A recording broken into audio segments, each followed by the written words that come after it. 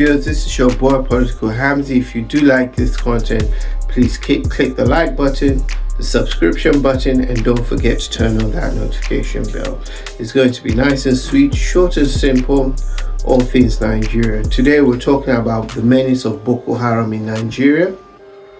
We have seen the mayhem Boko Haram has unleashed against Nigeria and Nigerians over the years, and we ask ourselves, is this group that big and that powerful that it cannot be curtailed or decimated or defeated by the Nigerian military? And I tell you, no, it's not that big that it can't be defeated by the Nigerian military, because it's not as if it's located in the whole northern region of Nigeria. It's located in the northeastern part of Nigeria, Borno State, and between Lake Chad. And they say, look, their headquarters is in Sambisa Forest. And you ask yourself, the military, they know where they are. And they say, oh, because Sambisa Forest borders X amount of states. Let us not start giving excuses for not being able to defeat this menace. But we have to now look at the origins of Boko Haram and what brought about the rise of Boko Haram. In any society, when you talk about extreme ideology, it comes about from a failed government, from a government that cannot provide the basic infrastructure, food, water, housing, jobs for the people. And that is what happened with Boko Haram. You had the leader Mohammed Yusuf formed this group in 2002, and he was captured he was caught in 2009, arrested, and they said he died in police in police detention, or some people claim he was executed. Then after his death, you now had the ruthless Shekaku, who now took over Boko Haram. But when you want to defeat any terrorist group, the first thing you go for is the money. Because for you to have a successful terrorist group, it needs to be properly financed. So you have those on the battlefield fighting, and you have those, the bankers. And you ask yourself, why haven't we gone for the money? Why haven't we gone after those financing Boko Haram? The Nigerian, during Muhammad Buhari's time, I remember before Buhari became president, during his campaign, they asked him about Boko Haram, and the first thing he said is that we know who these people are, and when I come to power, we're going to eradicate them. That never happened. Boko Haram took a whole new dimension under Buhari.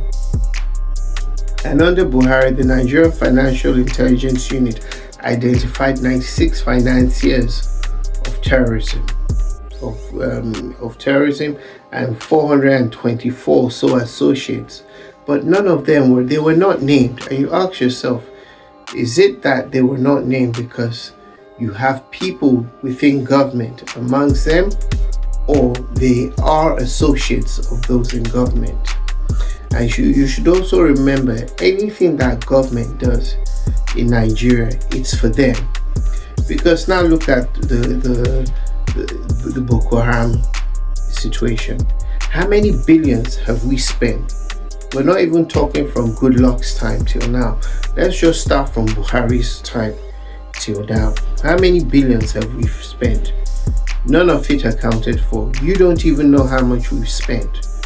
We don't even know who the contractors are, because you have people in the private sectors, you have entities that are supplying hardware, software, logistics. How much are they making? How much kickbacks are government officials receiving? And also, there's a political angle to this insurgency, this terrorism, because you have whole areas in Borno State that they have decimated. The people are in IDP camps. They're not inhabiting those areas. But each time we have an election, you hear 2,000 votes here, 3,000 votes here, 5,000 votes from this local government. And you're like, in reality, Boko Haram has chased everybody away from those communities. So who is voting? So you now ask yourself, is it that they keep this insurgency alive just for elections to make up numbers? And you should also ask yourself, are people within government involved in this insurgency? Because during Buhari's time, they stormed Kuje prisons now in Abuja for almost 2 hours. You see people riding through Abuja with bikes, AK-47. They stormed the prison for 2 hours, released some of the inmates and some of their fighters. And you're like, in this world of technology that we have mobile phones, so within that period, we could not get a military unit, a police detachment, nothing to go and engage. And you ask yourself, what is happening? There's more to it than meets the eye. How many times do we see on paper, they say Nigeria, we're buying this hardware to fight the insurgency, we're spending this hundreds of millions of dollars. But if you look at it properly, some of this hardware we buy, when you read the small print, they say, look, it's going to be delivered in the next 2 years. And also there has to be training. They have to train the individuals on how to use the equipment. They have to train people on how to carry out repairs and maintenance. And you ask yourself, by the time this thing gets to the battlefield in the next 2 years, maybe that equipment will be obsolete, or that equipment will not be the right equipment for the battlefield. And you ask yourself, are we serious? Do we even have a trained sniper unit within the Nigerian army that goes out there to combat these Boko Haram insurgents?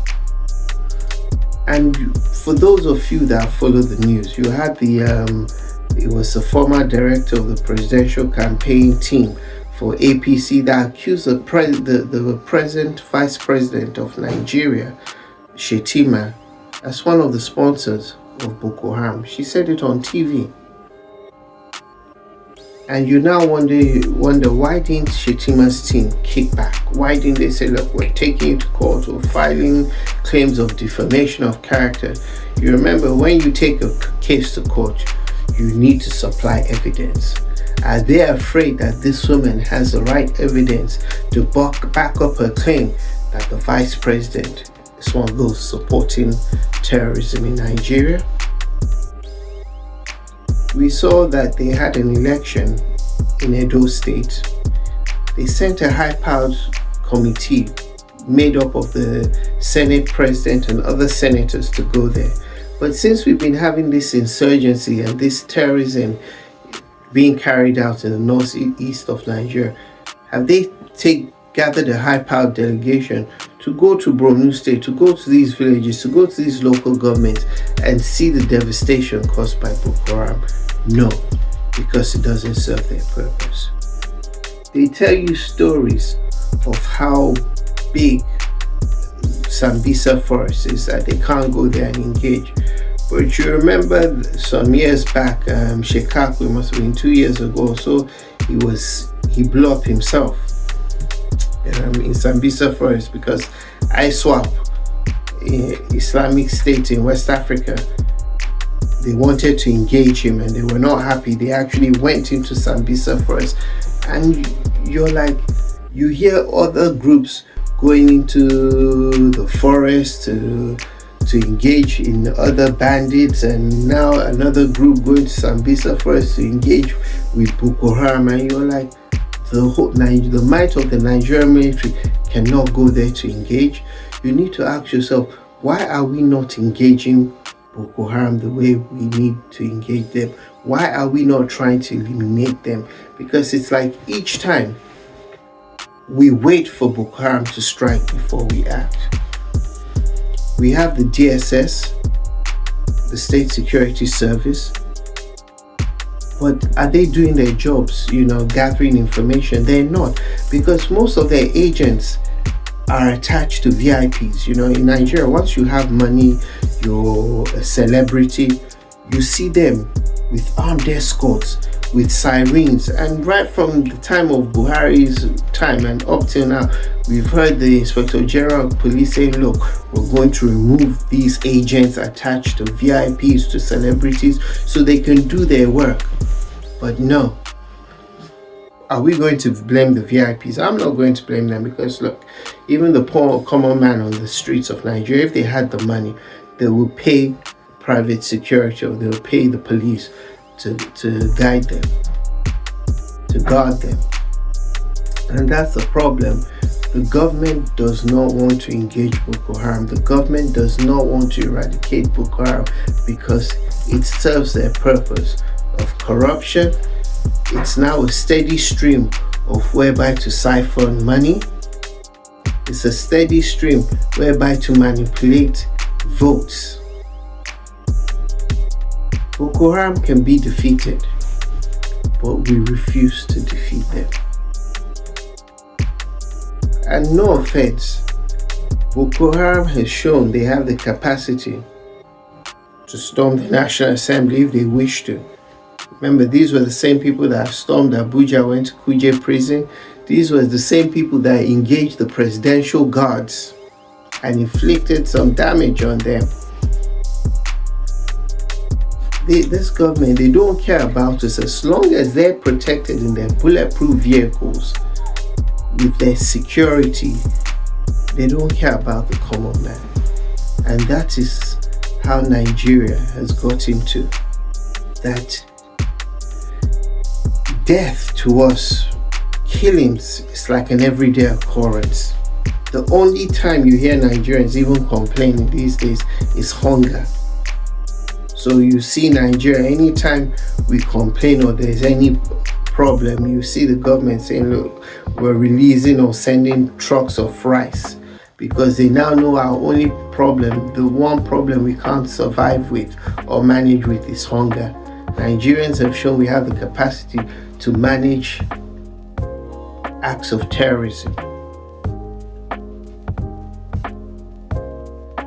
We are not ready to defeat Boko Haram, as I said, because it serves their interest. Boko Haram has turned into a cash cow. How many people must die? How many people must lose their lives before we act? How many? This is your boy, Political Hamzy. Do have a nice week. Thank you.